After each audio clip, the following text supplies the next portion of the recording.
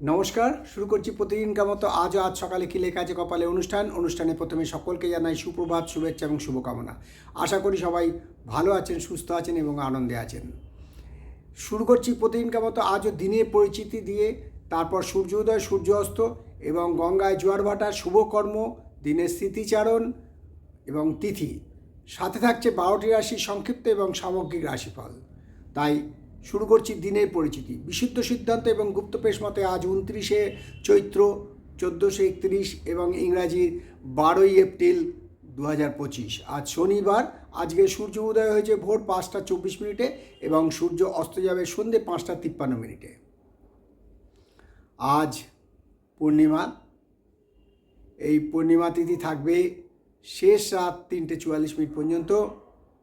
আমরা এই পূর্ণিমাতে সত্যনারায়ণ ব্রত করব এবং শুধু তাই নয়, এই পূর্ণিমাকে আমরা বলি বসন্ত পূর্ণিমা। আমাদের আজকে তিথি পূর্ণিমার সম্বন্ধে আমরা বললাম। এবারে আসছি শুভকর্ম। শুভকর্ম বলতে আজ দীক্ষা আছে এবং 9টা 19 থেকে 11টা 34-এর মধ্যে। দিনের স্মৃতিচারণে বলবো আজ বসন্ত পূর্ণিমা বা বসন্ত রাস পূর্ণিমা। শ্রীকৃষ্ণের বসন্ত রাস উৎসব যে করেছিলেন সেই পূর্ণিমা তিথি। বাঁকে বিহারীতে আজ বিশাল উৎসব, বৃন্দাবনেও তাই। এবং আরেকটাভাবে বলা যায় এটা আজকে হনুমান জয়ন্তীও পালন চলছে। আজ হনুমান জয়ন্তী। এবার আসছি গঙ্গায় জোয়ার ভাটা। গঙ্গায় জোয়ার আসবে সকাল 9টা 44 মিনিটে এবং রাত্রি 9টা 49 মিনিটে। ভাটা আসবে বেলা 2টো 34 মিনিটে এবং রাত্রি 2টো 39 মিনিটে। গঙ্গায় জোয়ার ভাটা, দিনের স্মৃতিচারণ, শুভকর্ম বললাম। সাথে বলছি এবারে জ্যোতিষশিক্ষার আসর নিয়ে। জ্যোতিষশিক্ষার আসরে আপনারা যেমন জানতে চাইছেন, আপনারা দেখেছেন প্রত্যেকটা রাশির আলাদা আলাদা মান আছে এবং রাশির প্রকৃতিও আছে।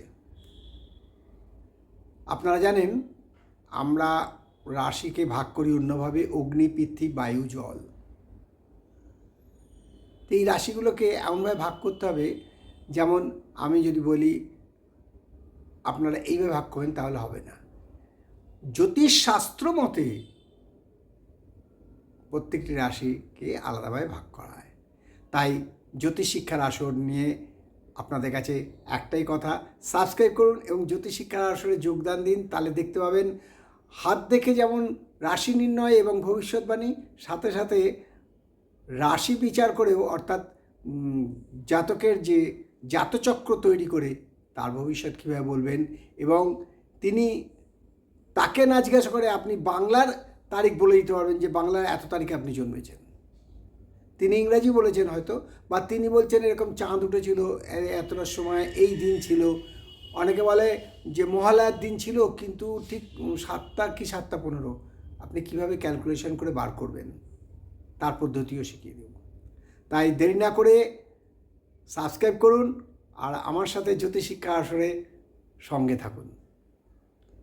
তাই এবারে শুরু করছি 12টি রাশি নিয়ে সংক্ষিপ্ত এবং সামগ্রিক রাশিফল। শুনুন, আজ শনিবার, আগামীকাল রবিবার। তাই আজকের দিনটা যদি ভালো যায়, কালকের দিনটাও আশা করা যায় যাবেই ভালো। তাই আজকে কেমন যাবে সকালবেলা উঠে জেনে নিন। মেষ রাশির জাতকদের বলবো আজকে দাম্পত্য কলহ হবার সম্ভাবনা প্রচণ্ডভাবে বিদ্যমান, যারা বিবাহিত অবশ্যই। বৃষরাশি জাতকদের বলবো আজকে শারীরিক সমস্যা দেখা দিতে পারে, ডাক্তারের সুপরামর্শ নিন। আর মিথুন রাশির জাতকদের বলবো কোনো কিছু করার আগে একটু চিন্তা করে নিন, এটা আপনার পক্ষে হিত হবে কি হিত হবে না। হিত মানে আপনার পক্ষে ভালো হবে কি ভালো হবে না।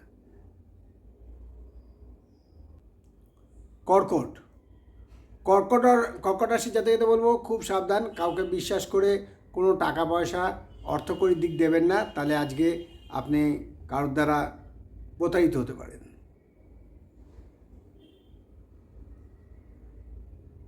সিংহ রাশির জাতকদের বলবো যে একটু চিন্তা ভাবনা করে কাজ করুন যাতে কোনো ক্ষতি না হয়। বলবো যে আজকে আপনার বহু দিনের যে কর্জ তা শোধ হয়ে যেতে পারে। বৃশ্চিক রাশির জাতক আজকে সৎ বন্ধুর সাহায্য পেতে পারেন এবং তার দ্বারা উপকৃত হবেন। ধনুরাশির জাতকদের বলবো আজকে মেন্টালি পিস পাবেন, স্যাটিসফাইড হবেন, মেন্টাল স্যাটিসফ্যাকশন যাকে বলে, এবং কাজে এনার্জি পাবেন।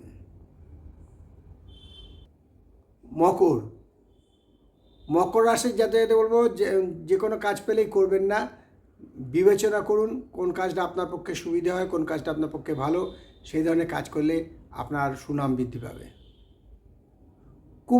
কুম্ভ রাশির জাতকদের বলবো যারা নৃত্যের সাথে যুক্ত আছেন, অর্থাৎ শিল্প, কলা, নৃত্য, গান এইসব যাদের সাথে জড়িত আছেন তাদের পক্ষে আজকের দিনটা শুভ।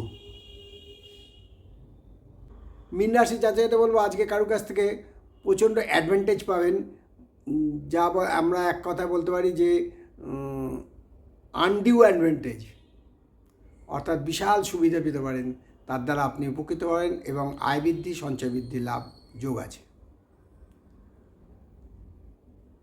এই হলো 12টি রাশি নিয়ে আজ সকালে কী লেখা আছে কপালে অনুষ্ঠান। এই অনুষ্ঠানে আমি যে 12টি রাশি দিলাম এটা সামগ্রিক এবং সংক্ষিপ্ত রাশিফল, কারুর ব্যক্তিগত জন্ম সময়, জন্ম তারিখ, জন্মস্থান নিয়ে নয়।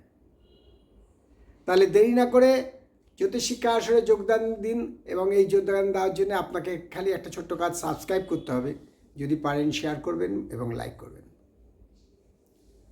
আমি লাইক এবং শেয়ার করতে বলবো না, অত এটা আপনার নিজের উপর নির্ভর করে আপনি কী করবেন।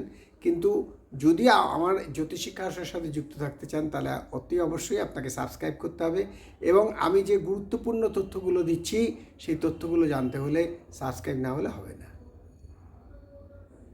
তাই শেষ করার আগে বলি যে জ্যোতিষশিক্ষা আসর যেন কোনো মতে বাদ না যায়, কারণ আমি প্রত্যেকটা চ্যাপ্টার খুব গুরুত্বপূর্ণ আলোচনা করছি এবং অনেকেই প্রশ্ন পাঠাচ্ছেন, আপনারা কমেন্টস বক্সে দেখতে পাবেন, সেই প্রশ্নগুলোর উত্তর দিচ্ছি। শিলিগুড়ি থেকে পাঠিয়েছেন সায়ন মুখার্জি নিয়ে আলোচনা আমরা বলেছি। উনি বলেছেন আমার যদি শনি সাড়ে সাথীতে কীরকম হবে, উনি লগ্ন বলেছেন, কিন্তু জন্ম তারিখটা আর জন্ম সময়টা যদি বলতেন তাহলে খুব ভালো হতো।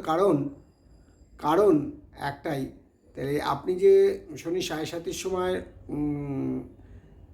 কেমন যাবে বলে প্রশ্নটা রেখেছেন, সেই প্রশ্নটা হলে সময়, জন্ম তারিখ, জন্মস্থান এবং জন্ম সময়টা যদি আপনি কমেন্টস বক্সে লিখে দেন আমি আপনাকে জানিয়ে দেবো যে আপনার এখন দশা, অন্তর্দশা, প্রত্যন্তর্দশা কার চলছে এবং আপনার শনি সাড়ে সাথী কবে থেকে শুরু হবে এবং কবে অবধি চলবে এবং এই শনি সাড়ে সাতির সময় আপনার ক্ষতি হওয়ার আশঙ্কা কতটা এবং যদি শনি সাড়ে সাথে ক্ষতি না হয় লাভবান কতটা হবে।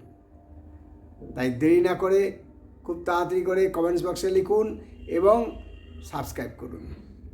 তাই শেষ করার আগে বলি মা দশমহাবিদ্যার কৃপায়, দেবাদিদেব মহাদেবের কৃপায় এবং শঙ্খচক্র গদাপদ্মধারী নারায়ণের কৃপায় সবার মঙ্গল হোক, সবার ভালো হোক, সবাই খুশি থাকুক, আনন্দে থাকুক, দেশ হিংসা দূর হোক, সবার মনে শান্তি ফিরুক, এই কথা বলে, এই প্রার্থনা করে, এই কামনা করে আজকের অনুষ্ঠান শেষ করলাম।